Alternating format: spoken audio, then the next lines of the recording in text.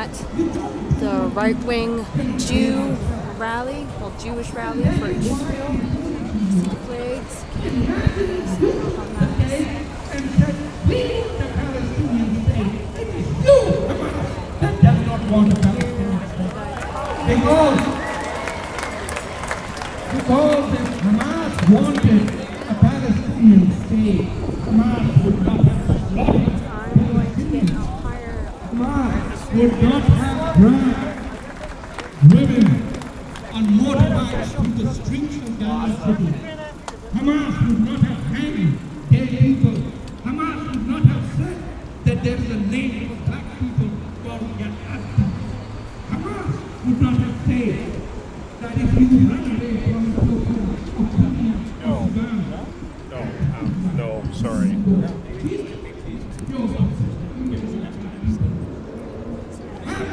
Why all these Africans don't find refuge in Egypt or Gaza, or why Muslim blacks are heading to Israel. Look, Israel is no angel, let me tell you that, and we all know that. However, we live in a world of devils. Devils that believe that life begins after death. And some of us say, as much as we are not angels, we believe in life, freedom, liberty. Thank you very much.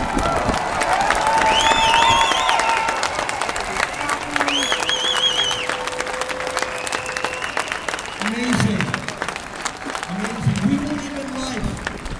We believe in life.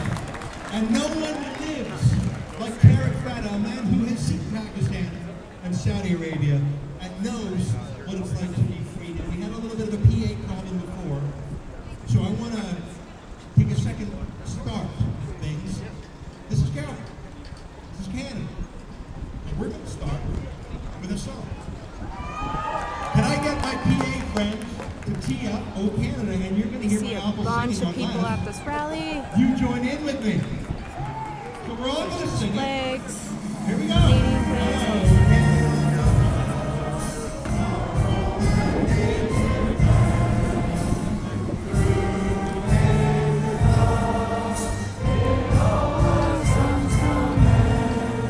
It's my Canadian band, guys. Don't let me shut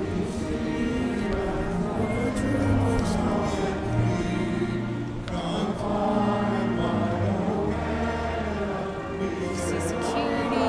See a bunch of people here.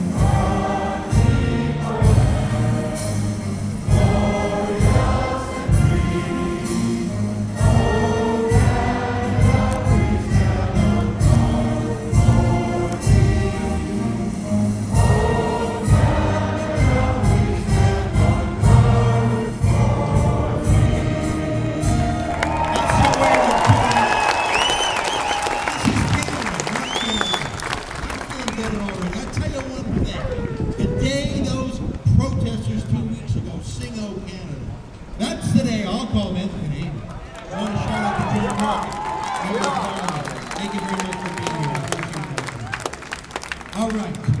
Well, you heard from a Jew. You heard from a Muslim, Tarek Fata. Let me introduce you to another friend of mine. His name is Ryan Melrose.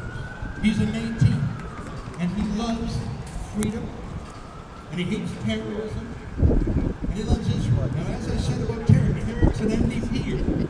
I'm a right-wing conservative. I have my criticisms of Aboriginal affairs in this country. Sorry for the shakiness, guys. My friend Ryan was an organizer of I Don't Know What do we have in common? We love freedom, and we love peace. And so Ryan, come on up here. You're not Jewish, but you're wearing out of solidarity a Jewish outfit and a Star of David. And that guy's a Métis. Okay.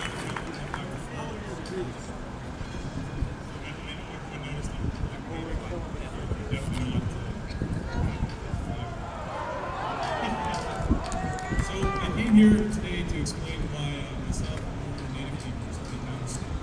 So right here, a little bit bigger. Okay. So I came here basically to explain why myself and one of the native people understanding and supporting Israel is imperative for Indigenous people. I came to speak about the idea of Canada and how it was supposed to be a blueprint for how Indigenous people could work with newcomers to build a country. I think that gets lost quite often in the normal discourse. Most Canadians that I know are morally strong people. They have a very strong sense of integrity. They get involved in causes even when it doesn't involve them. And that's why I'm very glad to see so many people here today. I think that the biggest thing that we have to talk about today, though, is that we get caught up in our own lives quite often. Shitty shaking. We haven't really started to notice that the Canada that we want isn't the Canada that we currently have, and worse yet, it's the Canada that we're about to end up having. Now, my friends actually with a family right over there, they got swarmed. And I do say swarmed. It wasn't a fight, it wasn't a conflict, it was an attack. Now, a lot of people don't know that because, unfortunately, the media here in Calgary did a very poor job of covering it. So,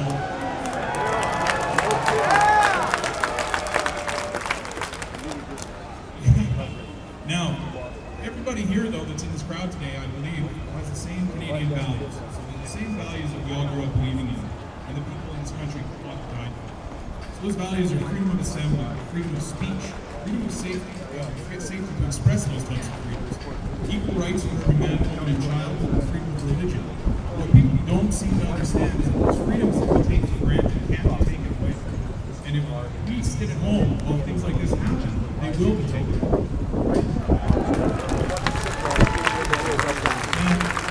It's interesting that Ezra mentioned that I'm Métis because, I am. So, I'm not here though to air Métis grievances. I think there's a lot of them, but this isn't the time or the place for that.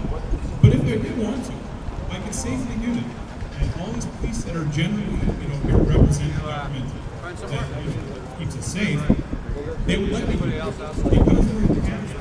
And I can wear this cap and I can wear this kippah. Now I'm gonna talk about that for a quick second. Because this isn't the Métis headgear, so this is not something that my people wear. But the reason that I'm wearing it is because a lot of my friends have been coming to me and they're saying, Ryan, I was at university and some people were harassing me and they called me names because I'm Jewish. And that's not true. So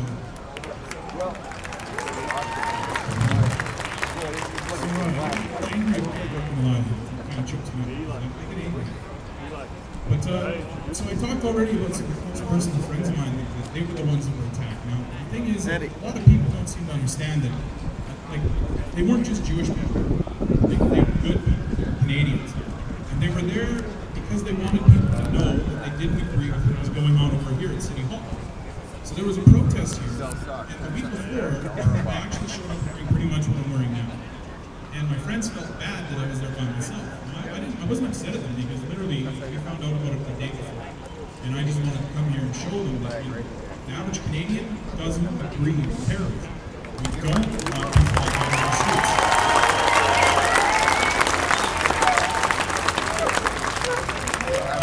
So, talking about the Métis stuff too, it's funny because when I first actually found out who Ezra was a long time ago, he was actually doing a story on Attawapiskat.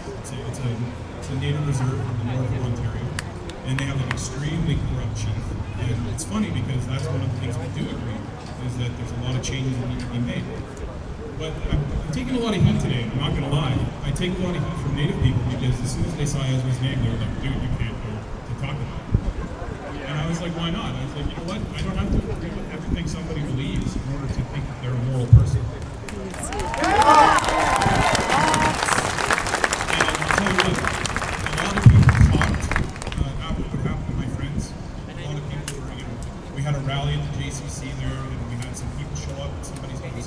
But Ezra was actually the first person that actually said, no, I'm not going to just talk about this, I'm going to do something.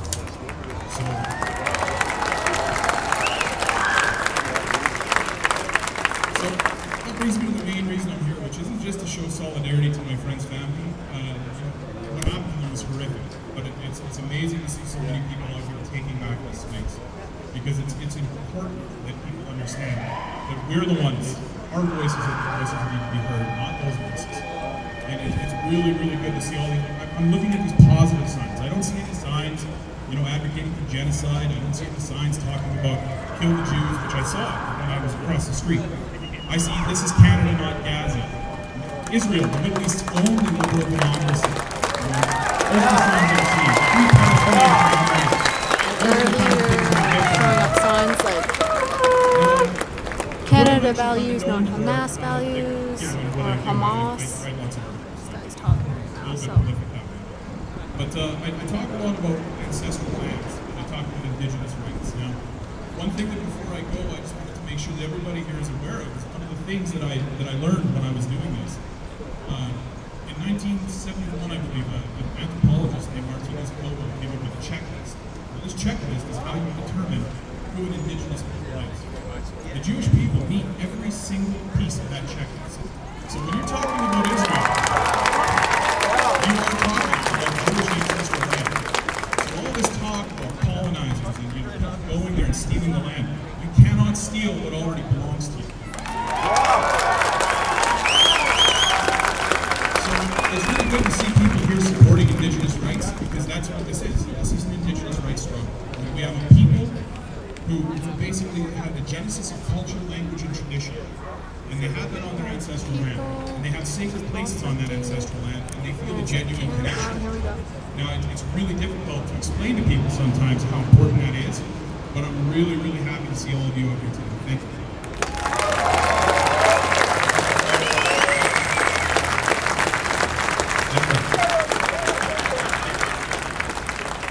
Thank you, my friend. I was just getting more. Thanks for being here, and thanks for showing courage. We have a diversity of people here, and that's part of the point, is that we all agree on fundamentals, and the rest of it, we can go through debate and negotiate and vote. That's the Canadian way. Thank you, my friend. Well, I was distracted for a moment, because I was just getting the official count of our turnout today. Constable Kelly Mergen, who we would like to say thanks to for making sure that we were safe today. Constable Kelly Mergen has estimated today's crowd at between 800 and 900 people. And that's amazing. On 4 days' notice, people, severely normal people who have never been to a protest in their life, felt that it was time to show up. You are not the professional protesting sort. Believe me, I know. Now, I want to say that I've had a chance to talk with about 50 of you one-to-one, just for a minute. Some of you might pop up on my TV show tomorrow. But a few people stood out to me. A fellow just said to me, I'm from Iran, and I want you to know that there's a difference between the Iranian government and the Iranian people. And it's true. For many years, Iran and Israel were friends in the region. Isn't that true? I met 2 people here from Iran who said we came to Canada to be free and to raise our families in freedom and peace. And one lady said, I am a Palestinian from Gaza, and I believe in peace. So when you say this is Canada, not Gaza, make sure you differentiate between the people of Gaza versus the terrorists who run the place. And I thank you very much for coming up today and saying that. And you're right, we should not concede that Gazans support their dictatorship any more than Iranians support their dictatorship. And I thank you so much for being here today as a Palestinian from Gaza. And I'm glad you came up here to this.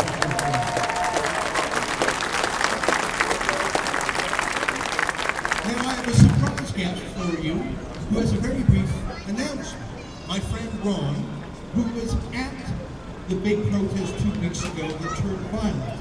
And in fact, in some of the videotape footage, you can see him standing up against the plate glass window there as things were about to get bad. Now, Ron himself was not beat up that day, thank God.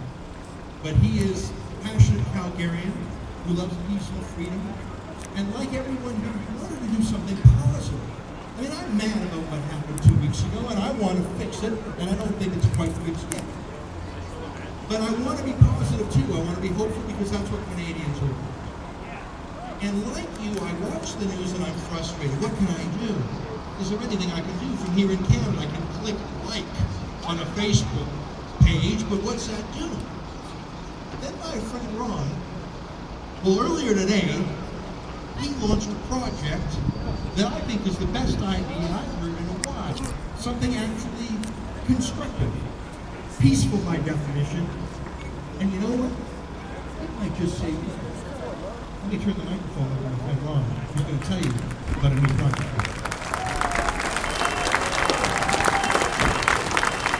I know. Now takers. I am more involved. Must be more involved. Oh, thank you very much. My name is Ron. I'm from Calgary, and like many people here, I'm deeply concerned about the rise of terrorism in the world, especially the attacks on Israel, on Israeli civilians fired by Hamas terrorist group. I am shocked, literally shocked at their abject hatred for Jews. I feel sorrow for the victims, but mostly I feel powerless, felt powerless to do.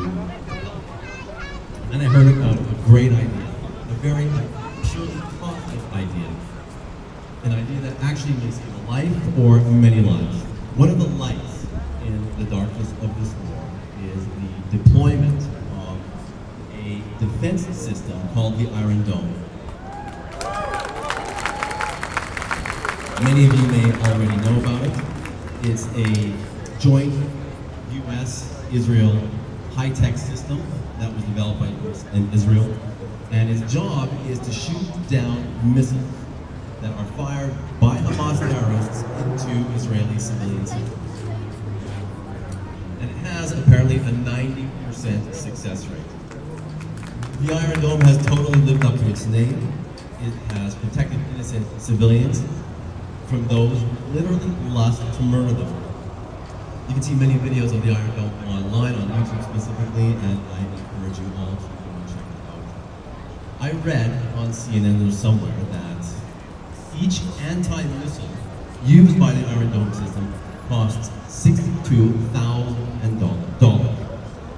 And we thought, what if people like us from around the world decided to chip in a few dollars here and there? Think of what we could do. We could cut a check to Israel and give them this money towards that Iron Dome defense system or any other Israeli defense project in Israel. Very nice. If this got caught on, if enough people like us contributed even a small amount, $100, $20, even $10, we could do so much for Israel. I think we could do a lot more even for our conscience. So I'm contributing $100, and I think all of you should too. It's a symbol of support. It's a statement to the world that Israel will live, the Jewish people will thrive, and the light of Israel will not go out. Please contribute what you can and tell your friends. The website, stoparocket.com. That's stoparocket.com. Please contribute.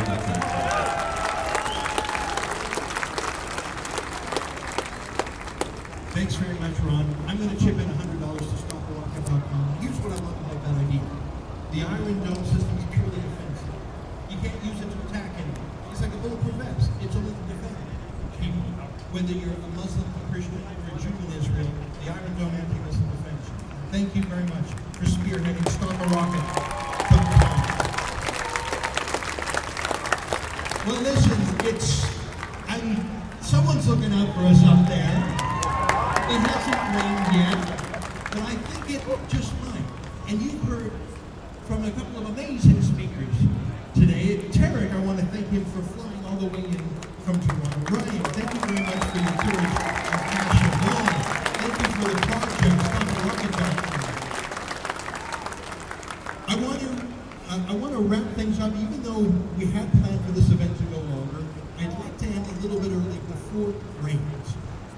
I want to thank you for coming out on short notice and proving my hopes right, and I think your own hopes right too.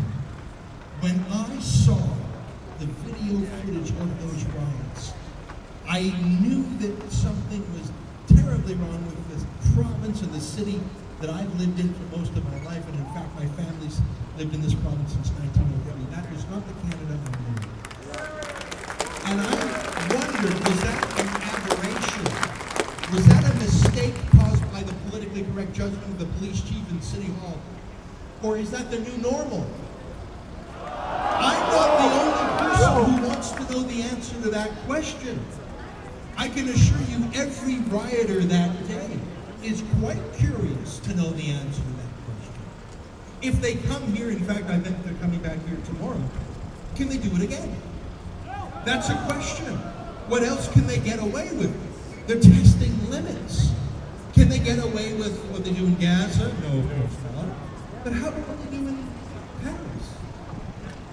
Can they get away with what they did in Mississauga a few weeks ago, beating people with flagpoles outside Palestine House? Can they get away with what they did 2 weeks ago with impunity? I think by having, according to Constable Mergen's estimate, 800 to 900 people out here on 4 days' notice, severely normal people, not professional protesters, professional protest organizers, but people who have come in from near and far. I think we have sent a clear message to Mayor Nenshi and to the Chief of Police that what happened 2 weeks ago must not happen again.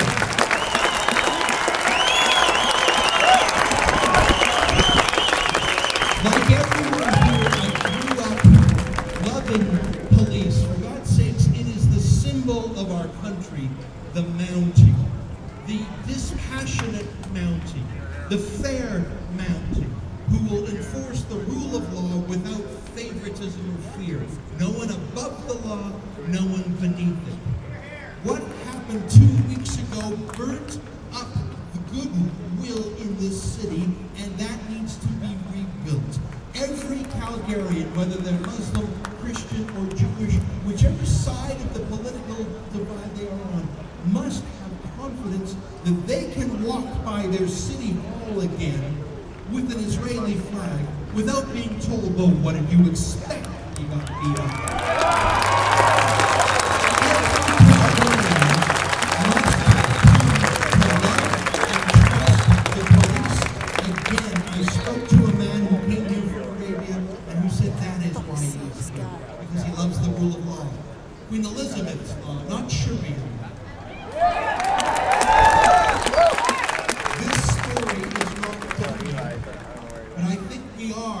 Your presence here has become the beginning of the final chapter. The first chapter was written by the rioters.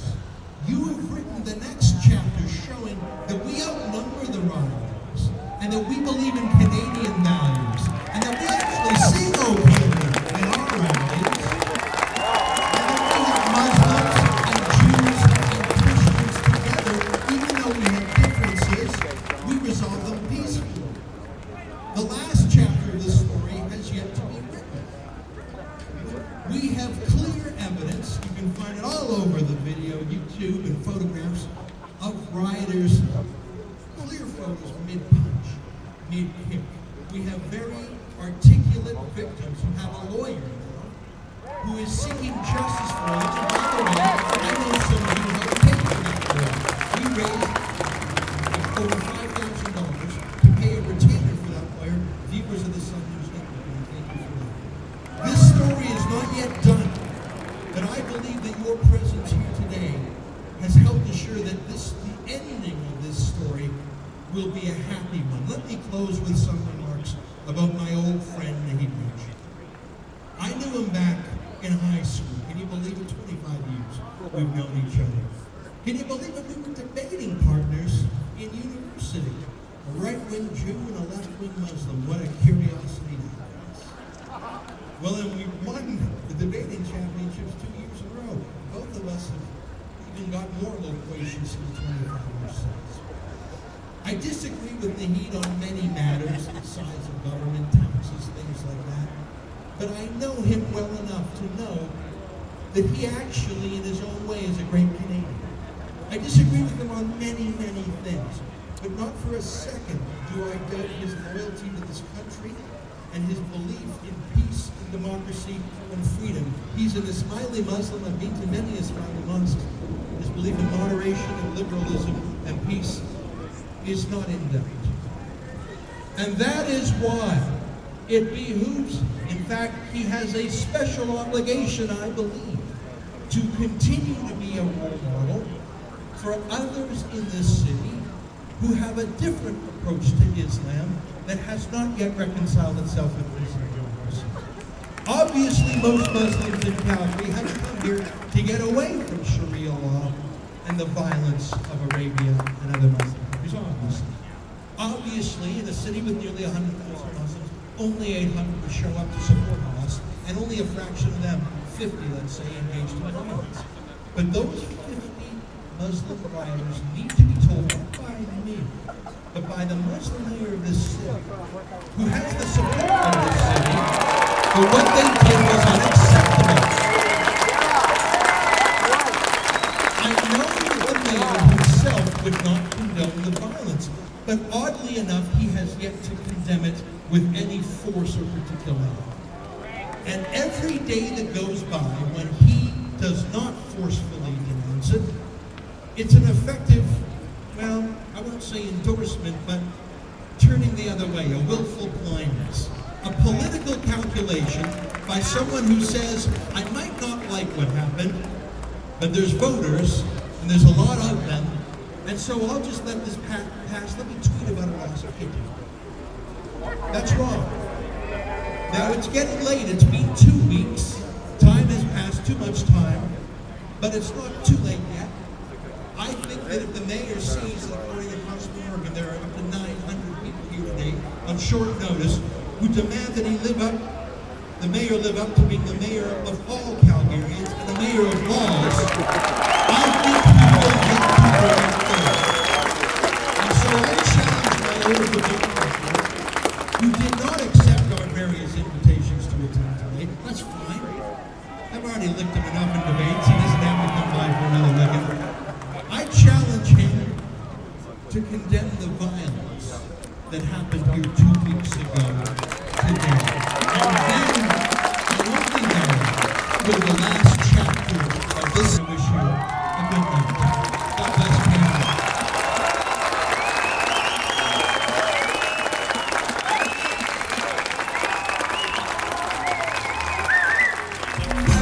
There's people dancing, right? Yeah, exactly.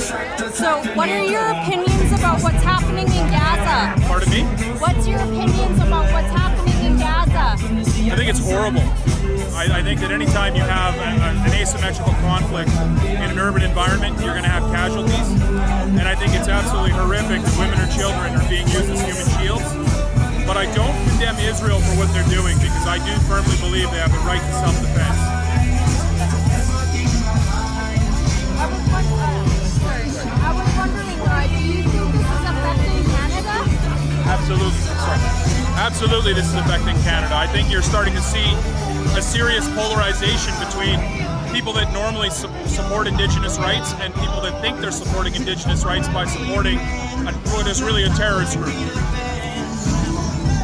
you believe that a lot of Palestinians are going towards Hamas because of this? I don't believe that a lot of Palestinians are actually going towards Hamas. I think actually you're seeing a very different situation. From what I've seen on TV and what I've seen on YouTube, a lot more Palestinians are actually speaking up against Hamas. But the problem is that Hamas is actually very, very oppressive to its own people. So it's very difficult for people in that situation to speak up honestly. Do you think that we created this problem or no? With Hamas and everything.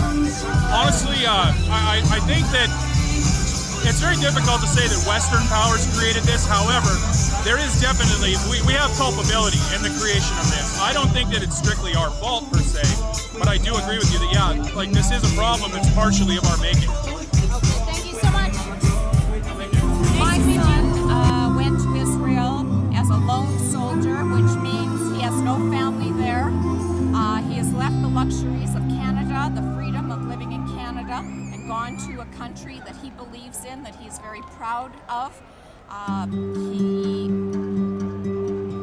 For my son to do what he's doing, they put him in high esteem because he's considered a lone soldier. The Israelis themselves have to, it's compulsory for them to go in the army, and many of them don't want to, whereas my son gave up everything here to go and fight the fight and defend a country that he believes in, and he's very passionate passionate about.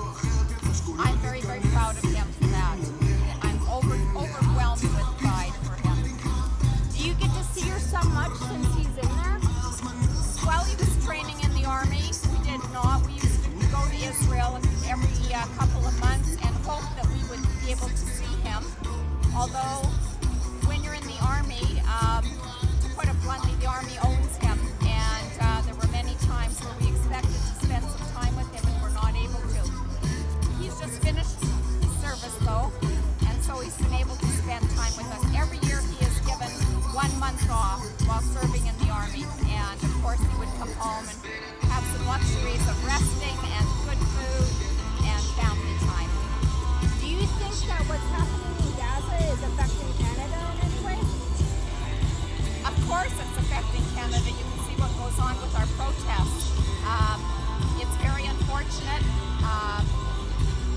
The people that are innocent there are being killed, but they are scapegoats for Hamas and unfortunately caught up in this horrible war. I think a lot of the people that are here living in Canada are Muslim and also believe in Hamas, obviously, and are very against Israel. Israel, believe it or not, takes in many Muslims in their hospitals and looks after them when there's problems. And to this day, I know that some of the medics that went over into Gaza would take some of the innocent peasants whose houses may have been bombed or whatever, and they take them in their ambulances and drive them to a safer area. What are your personal opinions about Hamas? I think Hamas is a terrorist group that should not exist. Because what Hamas does is use women and children and their own people as human shields. They have no regard for human life. They have no regard for anything. To me, they are the worst possible person living in this world. They shouldn't exist as far as I'm concerned. I was wondering about Gaza. What is your personal opinion about what's happening in Gaza? Does it scare you at all? Today, like what's happening in Gaza, does it scare you? I think as a Jew, the only thing that does scare me is that many of our soldiers are being killed, the Israeli soldiers, which is unfortunate, but war does provoke killing. Unfortunately, the only way that we can deal with Hamas in Gaza is to go in there and deal with them, because they do not want a ceasefire and they do not want Israel to exist or the Jew to exist. Do you think Muslims have a lot of hatred towards Jewish people? From what you've seen? I believe that there are lots of good Muslims around.